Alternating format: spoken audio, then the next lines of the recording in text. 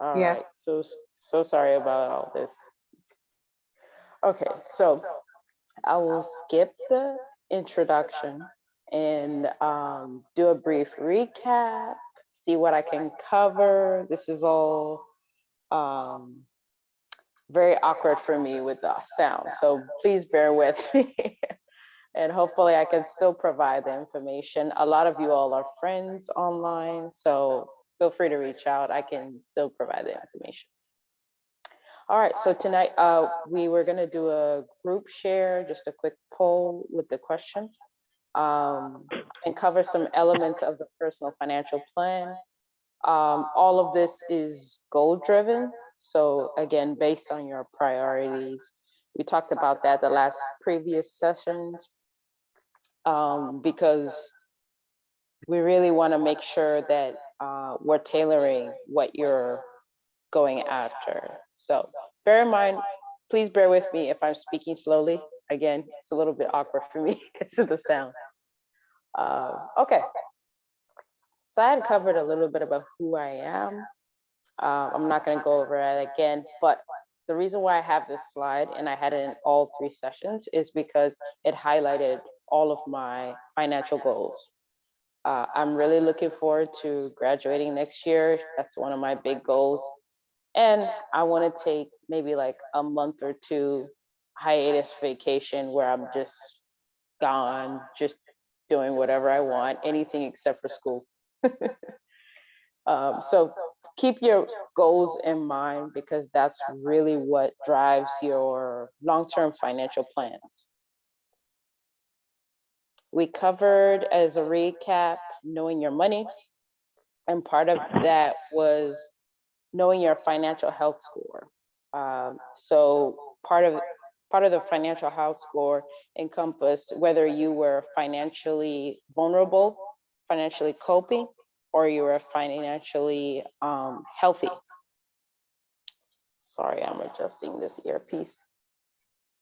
And so part of that is really just knowing your good habits, your bad habits. It's good to have a baseline so that you can create. So when you, is there echo? Okay, sorry, I thought I heard someone else speak. So once you know your baseline of the things that are affecting you financially, you know your good habits, you can leverage those. And if you know your weaknesses, then you can manage those. And then with that, you want to be systematic. And a big part of that is having your budget. And we talked about, you know, making sure you tailor that, whatever rules you wanted to use. You definitely want to use what works for you. You don't have to force yourself to do what other people are doing. But the budget is really the core of your system, your financial system that you put in place to help you keep you on track.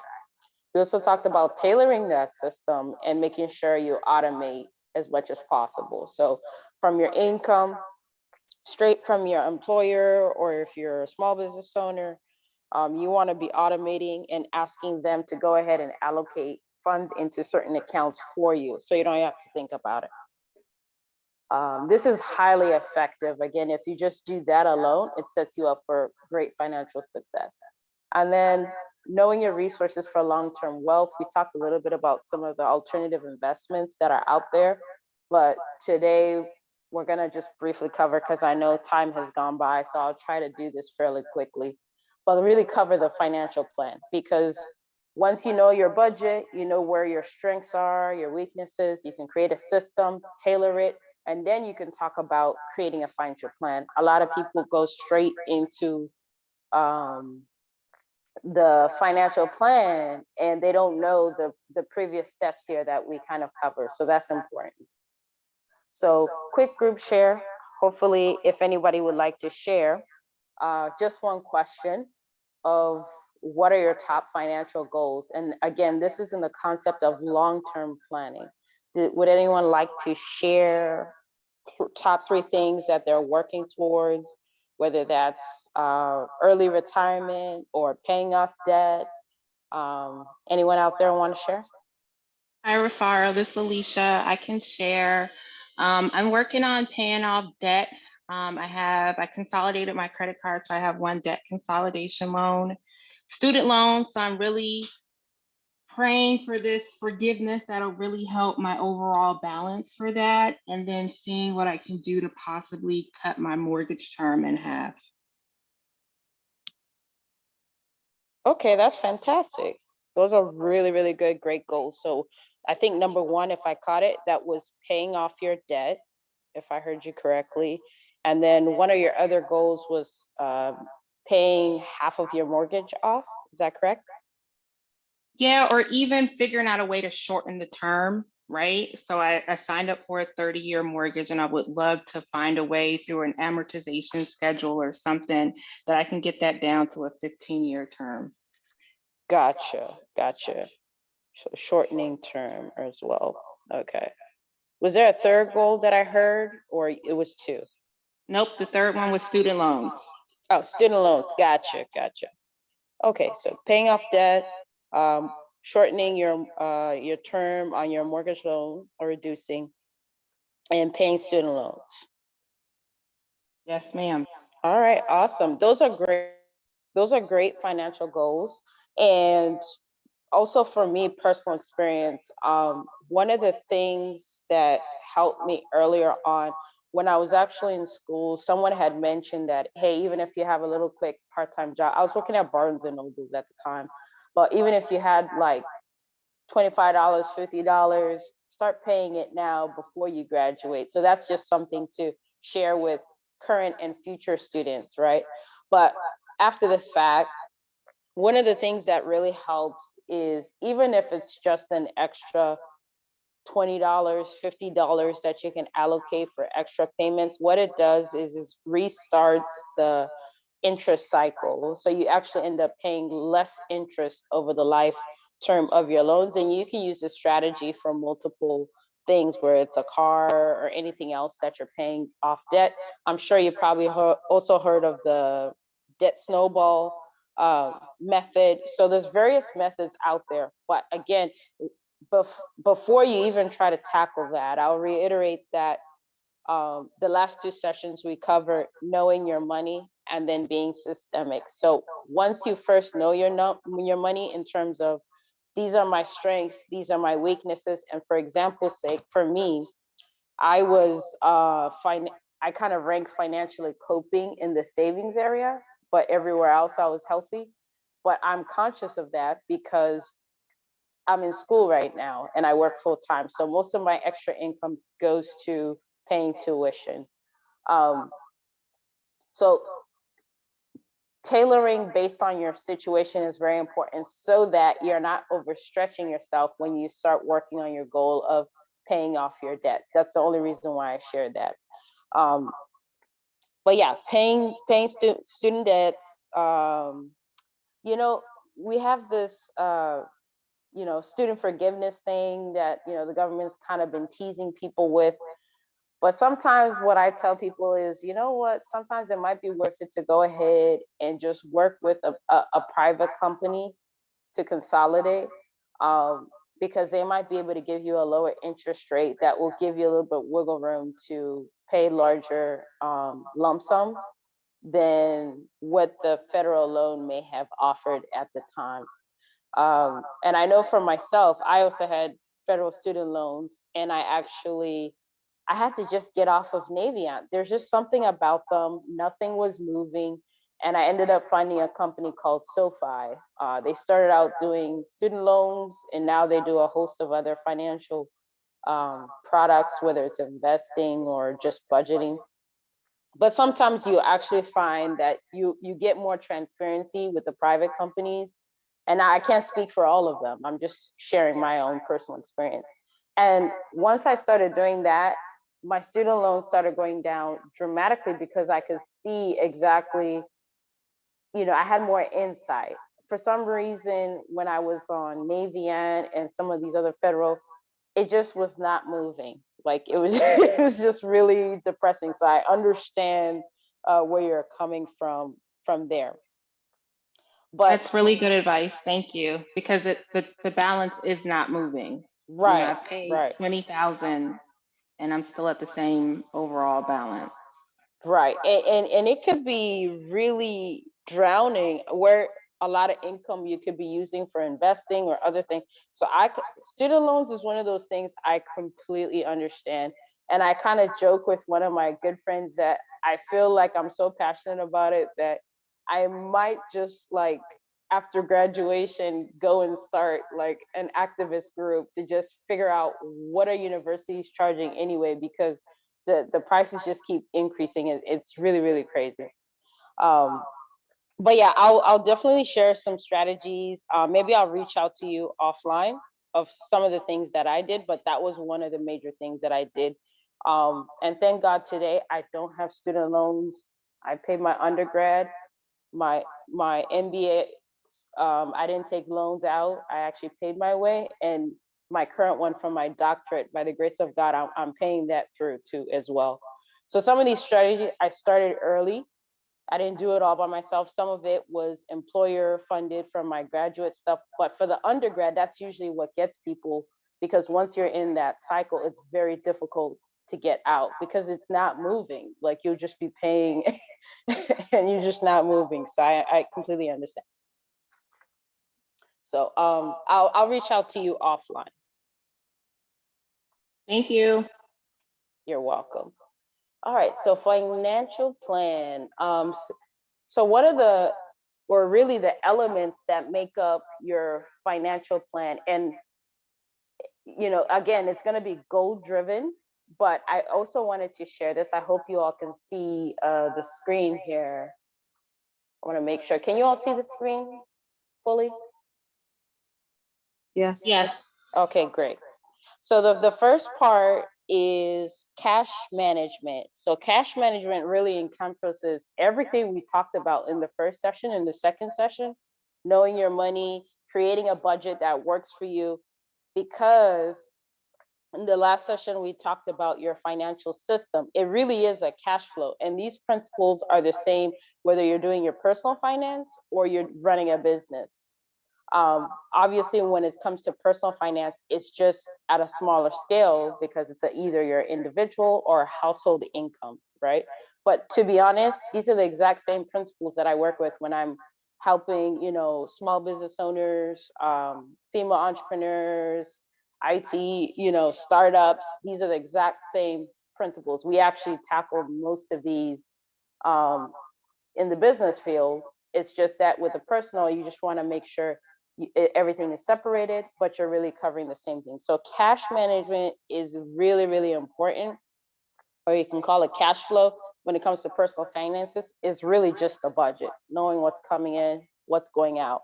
And this is an example of, at a very high level, if someone was to do a quick worksheet, these are some of the elements within your financial plan. So you would have cash management. Again, it's really focused on that budget. You would have risk management, figuring out ways to protect your assets and protect your money. So not just the money that's in your checking account or your savings account or your investment account, but this is also encompassing insurance.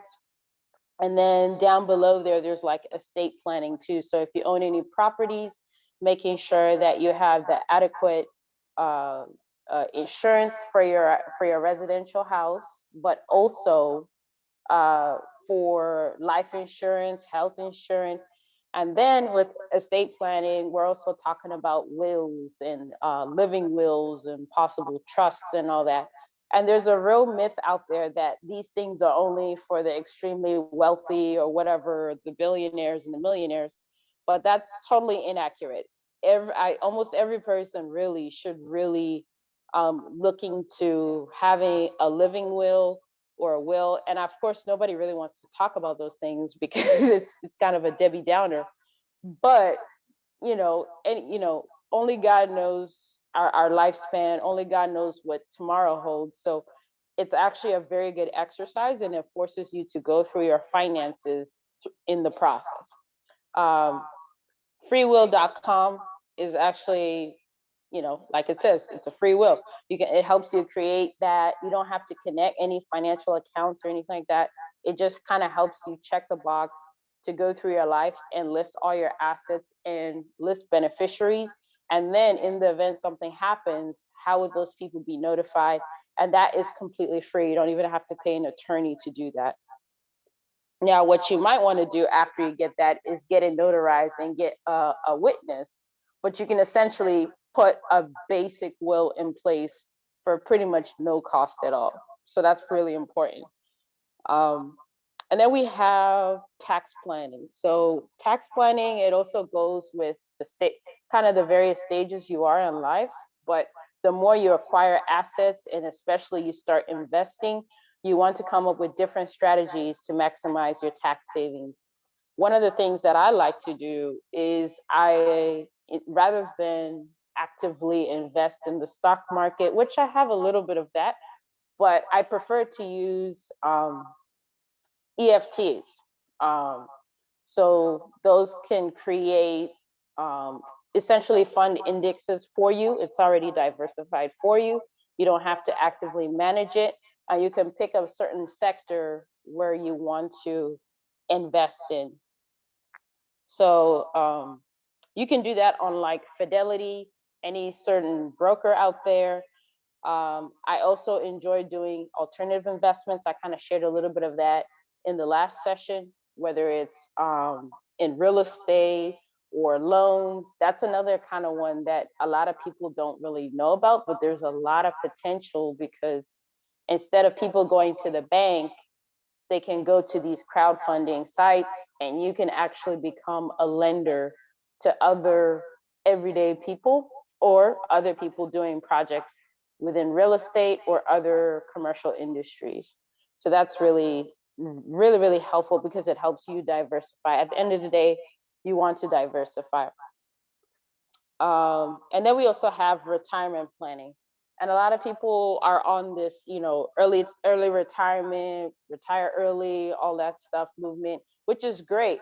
But I always emphasize to people that you really want financial flexibility because I don't think there's anything actually called like fully early retirement. Even if you retire early, you have to supplement your income. So you have to come up with a strategy of how to put all these elements together. And once again, knowing your money, creating a budget and a system that works for you, then we can talk about financial plan and those elements that are encompassed within. Again, this is all goal driven. So for example, in Alicia's case, she was talking about paying off her debt, shortening her mortgage. With mortgage, there's obviously refinancing as one option. The other thing is either additional payments, which again, it depends on your budget. So you see how all these things really depend on the foundational knowing your money, creating a budget. It's a revolving cycle because you can't do one without the other. So if you're going to make additional payments, you have to know your budget, see where you're going to adjust. And in order to do that, you need to know your money in terms of, okay, I'm pretty healthy at savings, but man, I think I've been overspending in this category or etc. So goal driven priorities. At the very bottom, you have your checking and savings, your emergency fund, and then your debt management. So those generally tend to be foundational primary goals before you start doing funding primary goals, because those are now going into investments like long-term investments. You can have secondary goals, funding lesser goals. So an example of this, I like to use myself. I have a couple of checking accounts, a couple of savings accounts.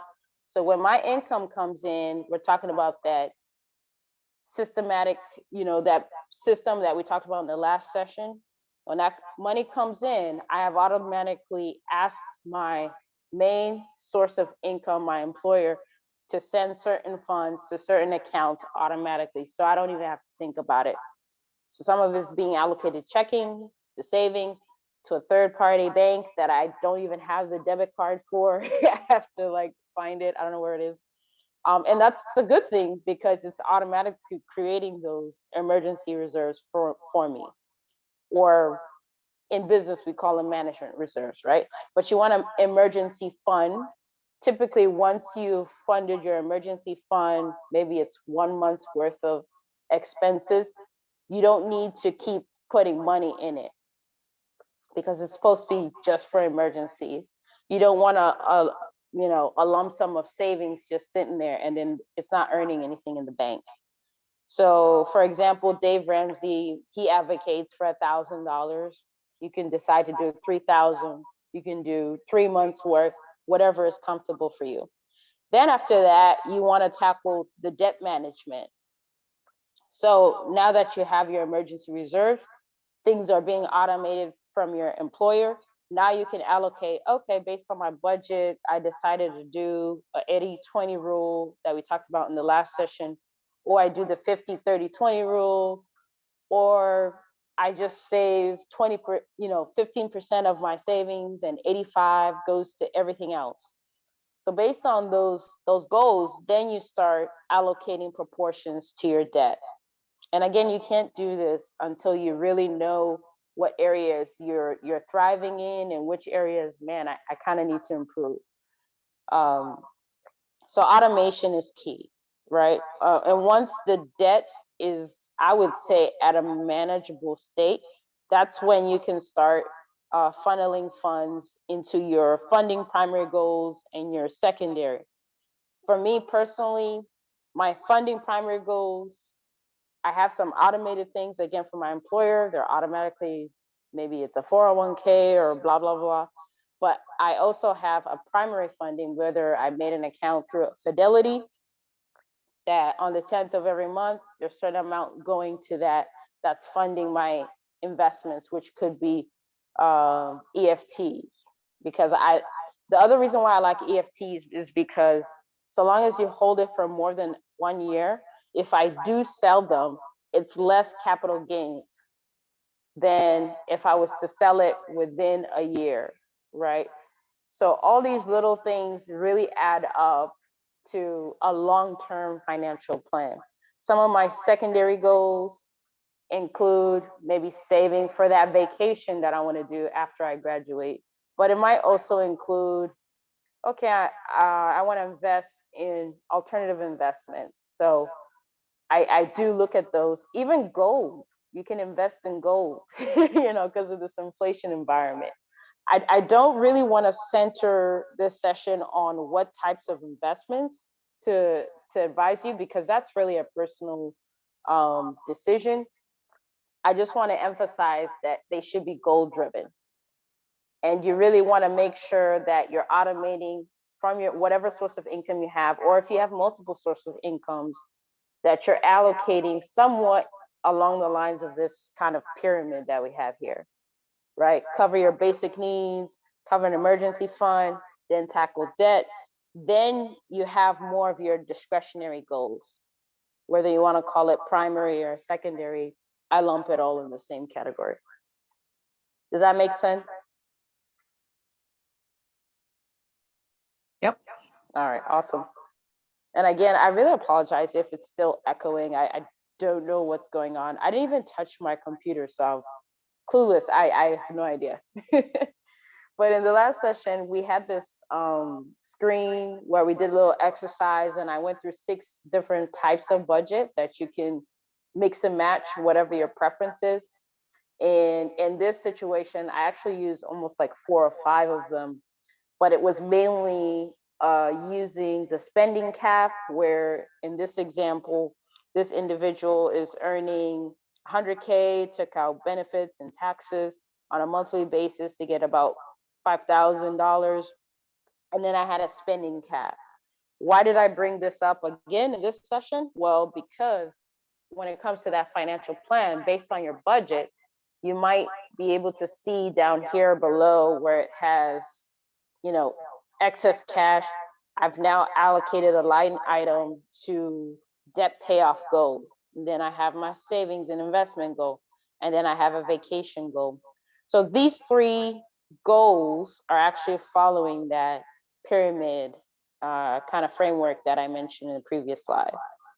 And I'm doing them in that order of importance there. This is going to look different for everybody because it's goal driven. Not everybody may have that vacation goal, or not everybody may have as much investment goal. It depends on where you are, right? But the important thing is once you have your system in place, it's very easy to edit it. So if I really wanted to, I could pull a, let's see here, if that will share. Oh yeah, it did pop up.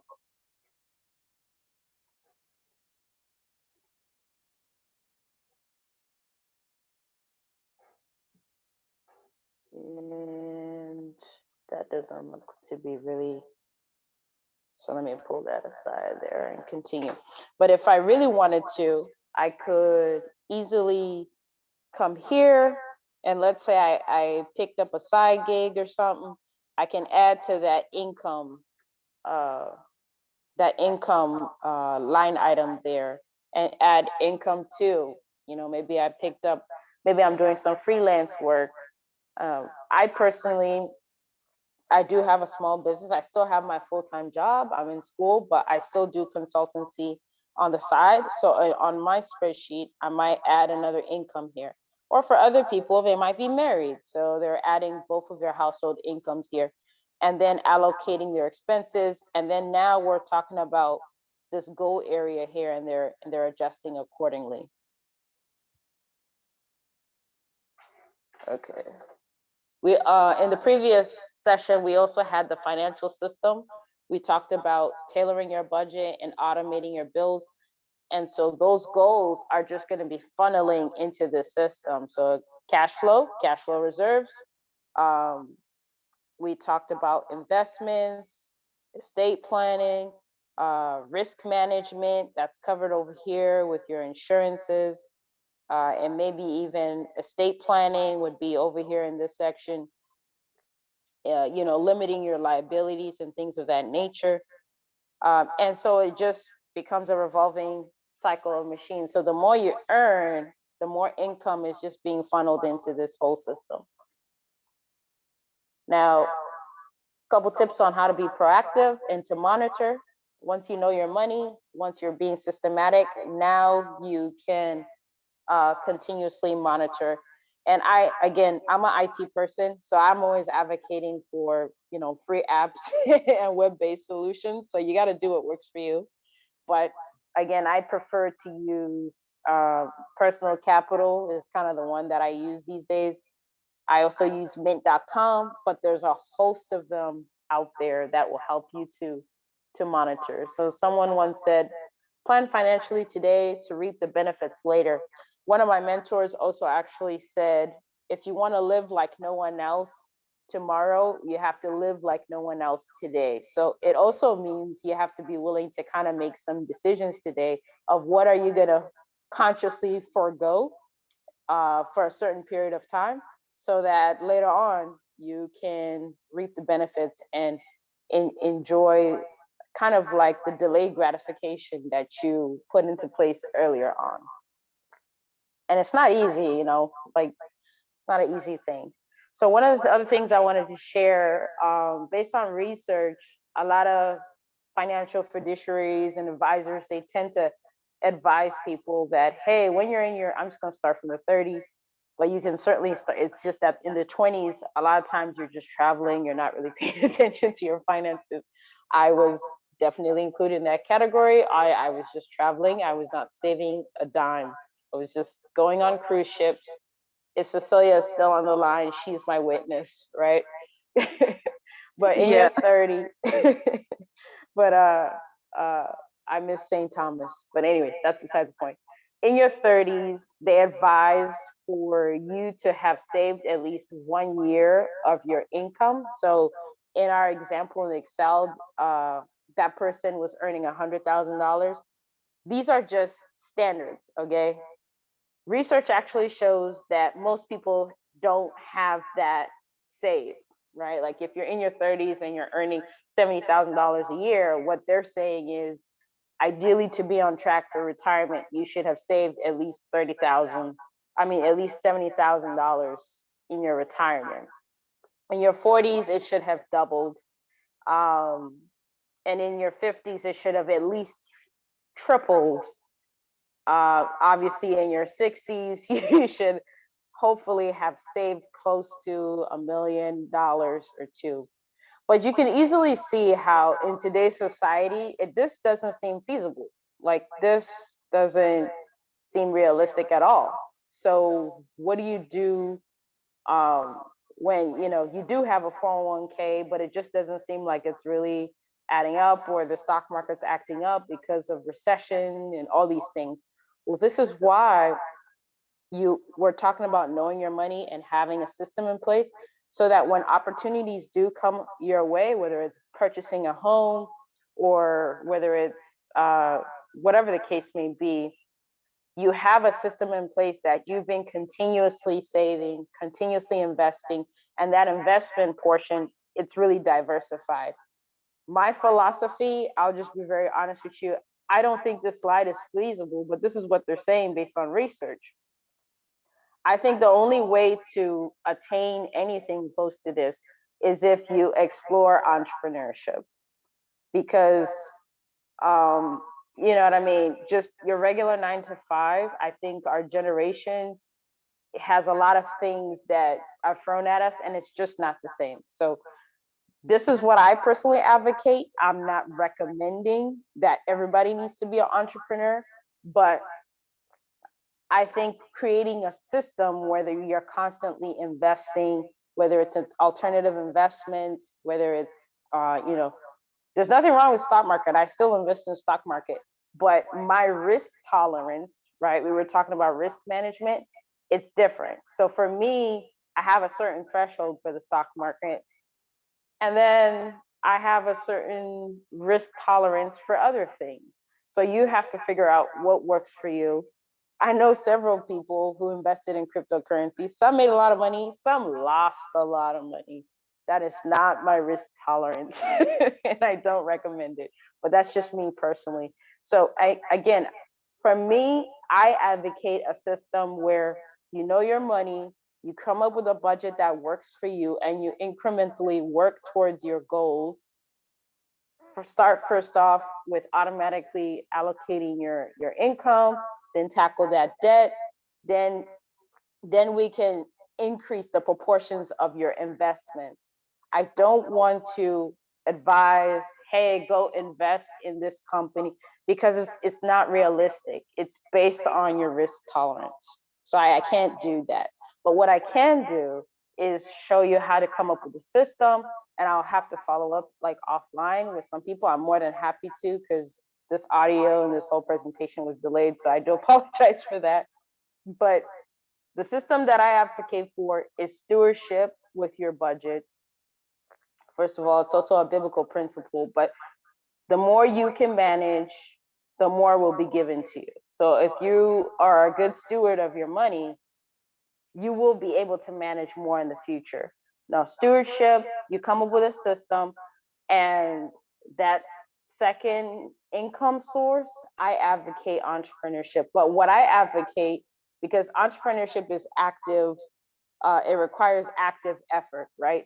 But I encourage passive income sources. So whether that's investments, which again, crowdfunding is great, alternative investments is great, stock market is great too. It just depends on your risk tolerance. But you can also do a business online or whatever and it's more so passive, and it's earning you incremental income. And that is how you can, per se, I guess you can say, beat the system. Because if you're going to continue on the path of doing what has historically been, hey, these are all the good tips, I'm telling you guys, it's just not going to get you that far, because there's just so much more that our generation is being thrown at that maybe our parents' generation didn't have to deal with.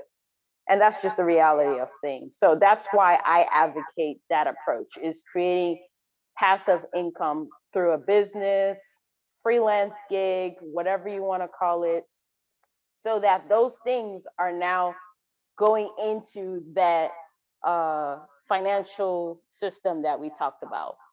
And then now you're really tackling things. You've automated your income. You automated your savings, your investments. And so you're creating a system that's just constantly really increasing your net worth. You know, again, for businesses, it's called a balance sheet. They look at your assets, your liabilities. It's the same principles at the personal level. So these are just some options, just throwing out there some tidbits and whatnot.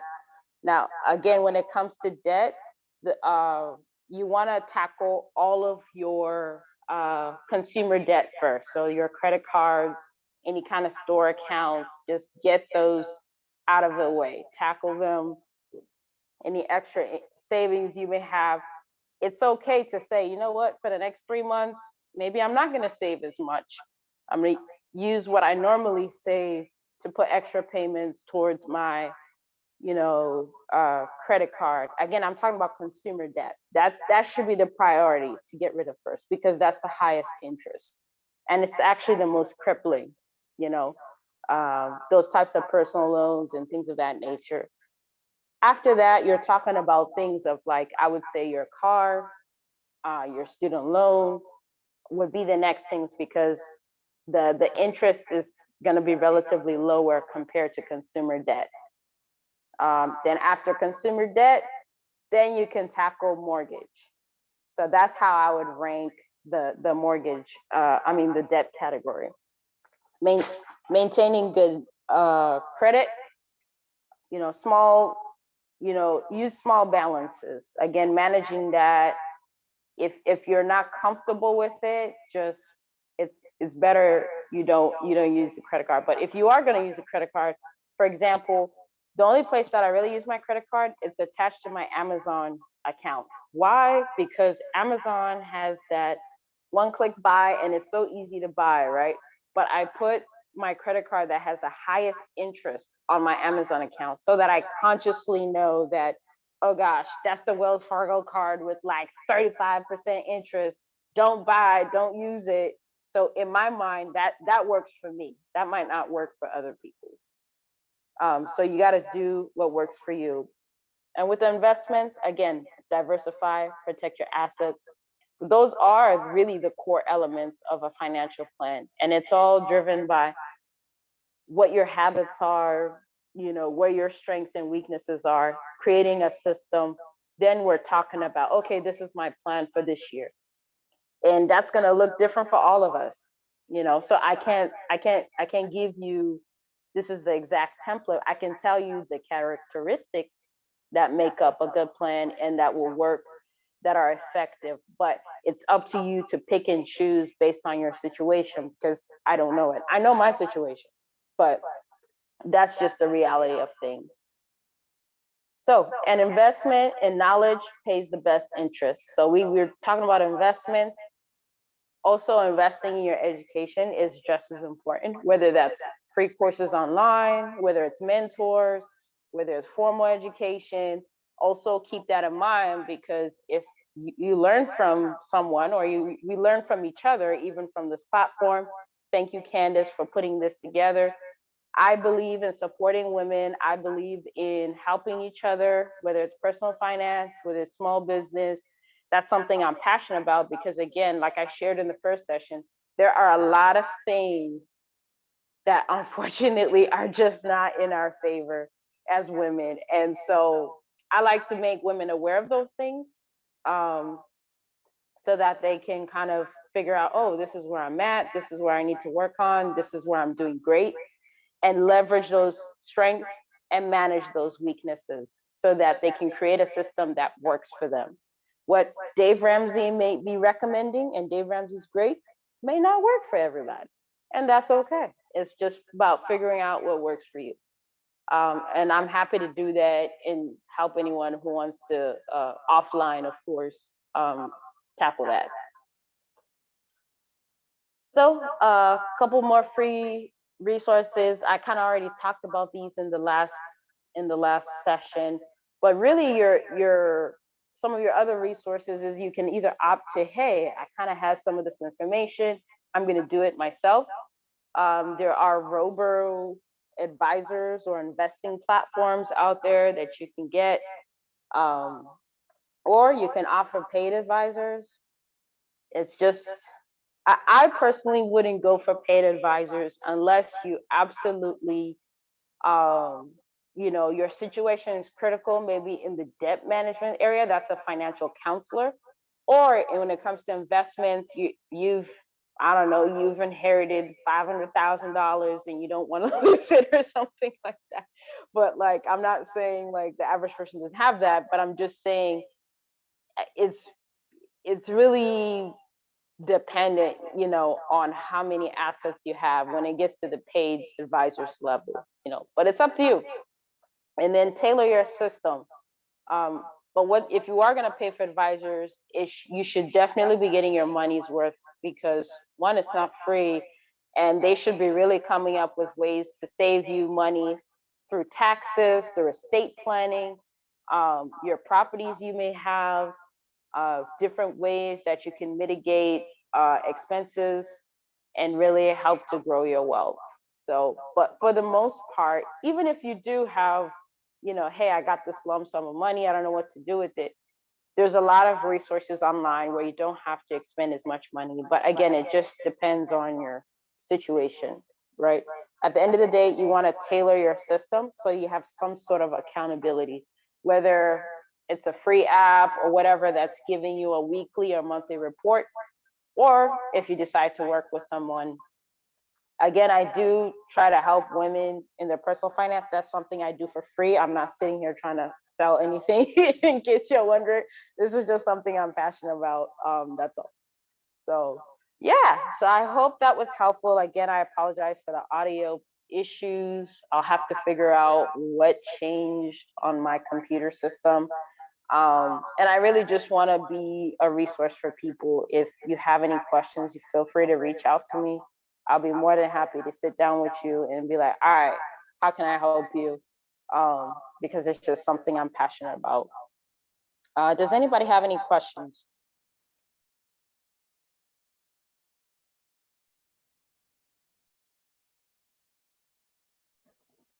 No question? All right, all I don't right. have questions, but I have Mhm. some closing remarks. I All did, right, all right. Feel free. I did want to open the floor one more time for anyone that may have had some questions. Don't be shy. This is the time. If it's your first time or your third time. Okay, friends. Well, I wanted to first I wanted to say thank you very much to Rufaro for donating her time. That's just wonderful. And I also very much encourage you, if you weren't here for the first session, to go back and catch that session because it had that was the financial health score, right? Yes, yeah, that is very, I'm telling you, that is like foundational to everything, Yeah. because until you know what areas you need to improve on the most or what areas you're doing well, it's difficult to create a budget in a system that works for you, because a lot of times most people jump to the, hey, okay, I'm gonna do, this budget system. I'm keep picking on Dave Ramsey because he's just top of my head. There's nothing wrong with Dave Ramsey, guys. I've used some of his baby steps, but they go and they use, oh, this recommended budget, but that budget was actually created for someone who was in a particular situation at a particular time. And if you're not in that exact same particular situation in in a similar lifetime span, like life stage, then you're setting yourself up for failure. And so when you go back and you do the financial health score, again, totally free score. I'm more than happy to share it with you, or if you can go back and watch, I think Candace had recorded it. Yes. That shows you four categories: your spending category, so your spending habits. It shows you your saving category, how much you generally, it kind of scores you how well you save, how well you spend, how well you borrow or manage debt, and then how well you're planning for your long-term financial future. So essentially what we were just talking about tonight, your long-term financial future. And so without knowing that, you run the risk of creating a budget that's too stringent, makes you eat top ramen every night, and then you're not meeting your goals and it's not working, right? Or you start it but you don't stick to it or whatever, and you don't know why you're having these challenges, and a lot of them it's not your fault. You're just not aware of maybe some things that are going on financially, and so doing this score helps you identify those strengths, identify those weaknesses, so you can actually leverage your weaknesses, leverage your strengths, sorry, and manage your weaknesses. For me, like I shared, when I did the score, I was and when it scores you, it tells you, hey, you're kind of financially vulnerable in this area, or which means you're really kind of in the red area, like we need to do something to adjust. Or it'll say, which is like a red, maybe I would just use color coded, that's like maybe a color red, code red, right? Or it'll say you're financially coping, meaning maybe you're more of a yellow light, like, you're doing okay, could do a little bit better or whatever, but you're not doing terrible. And then it'll tell you the third category is you're financially healthy, which if we're using color coded lights, that's kind of like green light, you're doing great, stay on track, right? So when I did mine, I was financially healthy in the spending category, in the long-term planning, and in managing debt. However, I was like borderline between financially vulnerable and coping in the saving. But that score didn't really surprise me. I was actually aware of that. It just confirmed what I kind of have already been working on, because I know that, man, I'm in school. A lot of my extra income is going towards paying my way through school, because I made that conscious decision that I didn't want to go get more student loan debts. So while it's extremely heavy and it makes me have an extremely tight budget, in the long-term planning, it's going to pay off, because when I graduate, I won't just be starting to pay off student loans. I will have no debt. And that's a blessing. I'm telling you, this student loan business is oppressive and I'm out to fight it. Okay. Well, I mentioned the financial health score because it was actually my first time doing it. It was very informative for me, and I did want to have like a little bit of transparency as a participant and just share that I was coping in I was coping in two areas and vulnerable in another area. But more importantly, I would say just 6 months ago, or maybe a year ago, I was vulnerable in every area. And so I think it's really important, regardless of what state that you're at, to check out your health and make like your I'm just trying to survive plan, but just be able to map out when you're going to transition from basically feeling like you're drowning to like floating to like swimming. Because me, when I can see that there's hope and I could put a timeline to it, it's really motivating to me. So if you think you're going to die, you might just throw your hands up in the air and let yourself fall to the bottom of the ocean. But if somebody says, hey, if you hang on for 2 more minutes, someone's going to come and get you, you'll be more inclined to hold on. So that session to me is the most powerful session because it has so many of the statistics, like she said, that I wasn't aware about. That's not something that I studied. I was more focused on myself, like I'm poor, and I didn't try to compare like my poorness against the United States or globally. So go back and look at that. It's on the hair therapy website. It's hairtherapy.com/HTU. HTU stands for Hair Therapy University, and we teach each other because we love each other. So that's really the whole purpose of this. And I noticed that Wednesdays seems to be a really good day for everybody. So I just wanted to give you a heads up that in February, I'm going to be kicking back up and starting the anger and stress course. I did one intro course that had very light attendance, and I just started reading the book, and I found the information to be very useful. Once again, looking at everything from the side of research and then how it applies to you, it's really helpful. It's like you're changing your glasses and changing your lenses And I'm seeing now how everything is connected.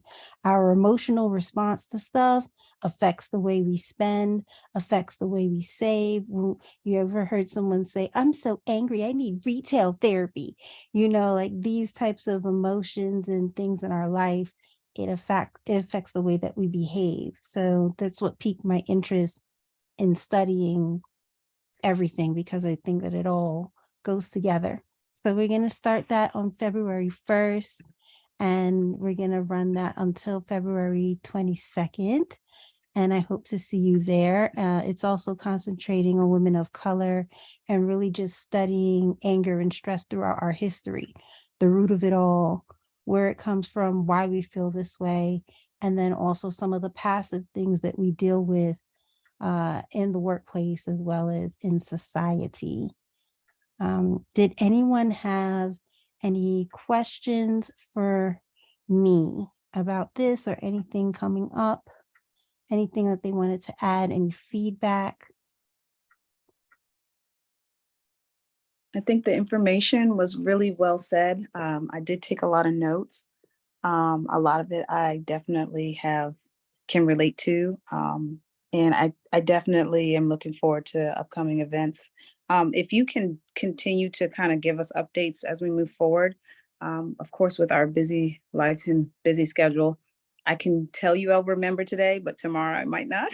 That's But I why think, I'm streamlining it. I'm gonna keep it yeah, hump day. It's gonna be hump day therapy type of day. I'm just gonna keep it on Wednesday. I think that'll be easy to remember. Even though I'm doing one little organization session this Saturday, I did one at the beginning of the year and one at the end of the year, really demonstrating how using a planner was life changing for me. I capitalized on every single square inch of 2022, and I had a blast. If you said, hey, you're available April 1st, I already knew if I was available or not. I had no wasted time. I even wrote down when to rest. And I've just never done so many things that I've wanted to do in one year. And it's because I'm just looking at the year to get the most productivity and fun out of it combined.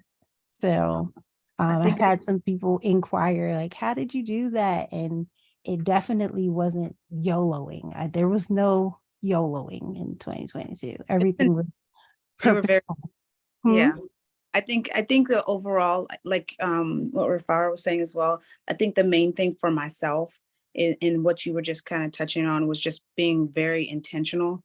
One of the things I did in this new year, and I'm planning to kind of see, and it's still in the works, but I'm trying to be a product of what my thoughts are. And so my mind is around kind of my finances. So conversations that I have throughout with people or people who I hang out with, if they're not sharing the same vision, I'm trying to kind of remove or slowly remove myself from those situations. So I kind of I have a little thing I'm working on as well as what we discussed today. And I think that if we keep kind of coming together, it might help not just me, but everyone else. But yeah, I appreciate what we discussed this evening. And because this is community based, I want to say that you can always volunteer yourself. And Rufaro kicked it off, and I kicked it off. But if you have an area of expertise that you want to share, something that you're just really good at, please let me know. I will put you on the Wednesday hump day schedule and we can teach each other. We are a strong group on the line. We're representing the medical field, the accounting field, the publishing field. There's a lot of strength on this call. Okay, so I don't know if you've been a part of a group before, but you're a part of a group now. I just want to put that out there. So if you have anything you want to teach, and there's no limit, if you want to just do like one session or a couple, let me know and invite your friends and anyone that you think can benefit from just sticking together. And that is my last message of love tonight. Thank you all That's for coming and have a that's really good night. awesome. I also want to say thank you, Candace, for even just having the vision for this kind of like community-based learning. I think that's something very powerful. I personally love learning environments, so I get excited about stuff like this, especially, We're now bringing women together and just trying to find different ways we can help each other out. Because, like I said, in that first session, it was a lot of research and stuff in there because I just wanted to show people that they're not alone and don't feel like, man, am I the only one struggling with this? No, you're not. We're all kind of dealing with it.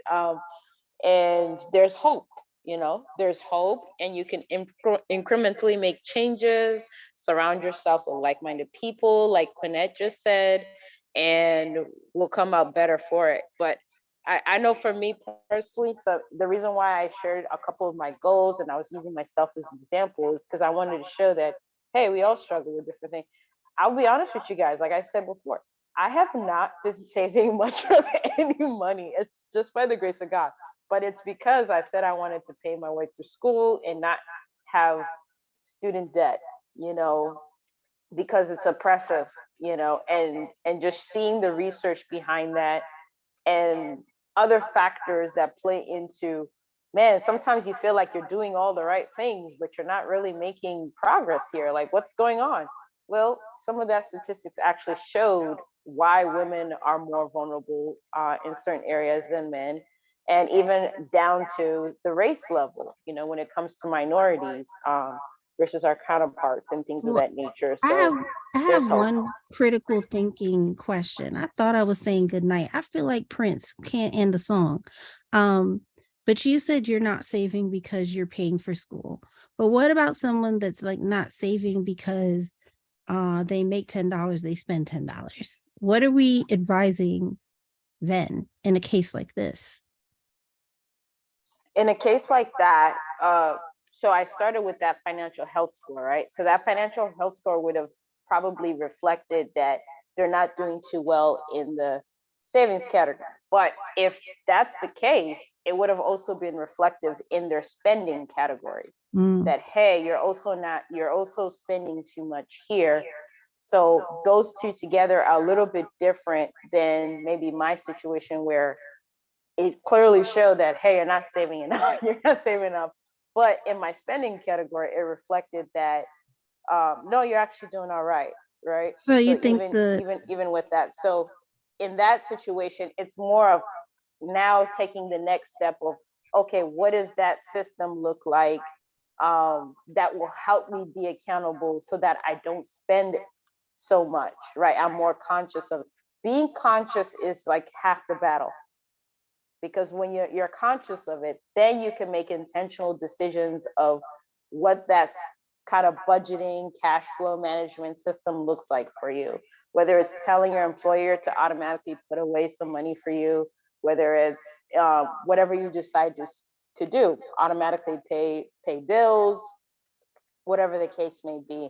But being conscious of it is the first step. There's no way I can go create a budget and I'm thinking, oh, my only area of weakness is, saving, but then I'm not conscious that I'm spending too much. so Or how much of that am I spending? when you're neck and neck, you advise looking at the spending habits first. So then if you look at it and you're neck and neck and your spending isn't crazy, then you're going next to reducing cost, whatever that looks like. Yes, yeah, Okay. you want the cash flow management. It goes back to what was this image that I was showing here? Your income goes in and then your cash flow management. So you see savings is over here in this corner, right? Mhm. So it's a balance between savings and expenses. But that budget should really help you control your spending and your expenses. But there's no way I'm gonna prioritize saving if I have more bills, right? I have to pay my bills first before I save, really. But the key that we want to get to is, as this income comes in, you're kind of equally distributing because you've created a budget, you're conscious of it. But when you're not conscious of it, that's where things get imbalanced. Just like a business, you want your assets to equal your liabilities. So it's the same principles, really. But being conscious, again, is half of the battle. Oh, well, the shameless plug is that Quinette definitely does balance the books for the businesses. And I'm going to end on that note because I probably need to go into a meeting. about my taxes. I'm so scared about That's a, my taxes. that's a good question. I mean, that's something we definitely will go into. But I guess my input to that question also would be, it really would start just like Rufaro said, the budget area. It's going to tell you one of two things. It based on your good budgeting and your platform of how you analyze your expenses. It's going to tell you either you need to make more money, find means to make more money, or you need to cut your expenses.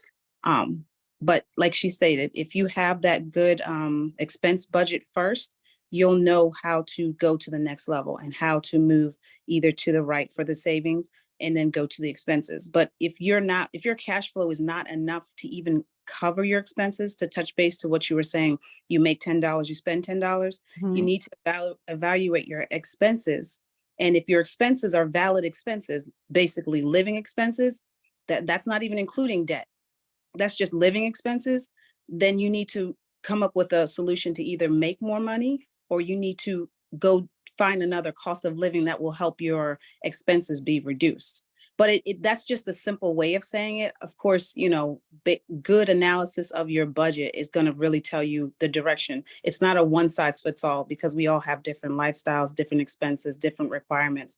But yeah, to answer that, it was something that I struggled with. I'm still kind of struggling, but I'm using outside factors that influence behavior, as opposed to just the basic knowledge of how to manage money. Because that's, if you really look at the core of our issues, especially as people, is that we have outside factors that move our decision making of how we use our money, not necessarily the knowledge of what we already know to save money.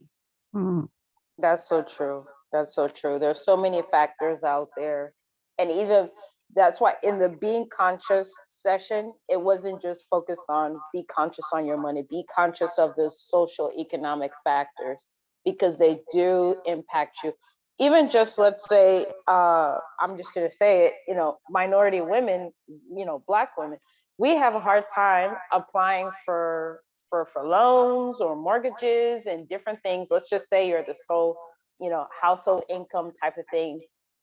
There's statistics that shows that we are disadvantaged in multiple areas. And so sometimes you are doing all the right things and there's other factors that are coming into play. So being conscious of that and your money and your habits helps you to create, a budget where hopefully you're living below your means. Sometimes we're living at our means. And also being conscious of that helps so that you know the next step. But there's so many things that we can dig into here. But to Quinette's point, there are so many things, especially from an emotional standpoint, social factors that play into that the more you're aware of that, the more you can kind of mitigate and then find strategies to be like, all right, since I know this, I'm gonna create a system where it limits my opportunities to maybe spend too much while I'm not saving anything, So yeah, Thank but you thank you so again. Thank you so much, ladies. For the attendees, I just want to let you know one more time that we have 3 accountants on the call. So if you have a light bulb that goes off next week and you decide, hey, I need a one-on-one, or, oh, I want to talk to someone privately about my personal finances or my own business, reach out and let me know, and I will connect you to a professional that you can feel comfortable talking to that can help you work through some of the financial obstacles. Thank you so much for coming and have a good evening. Love you. Bye. Good Thank night. you. Good night. Great night.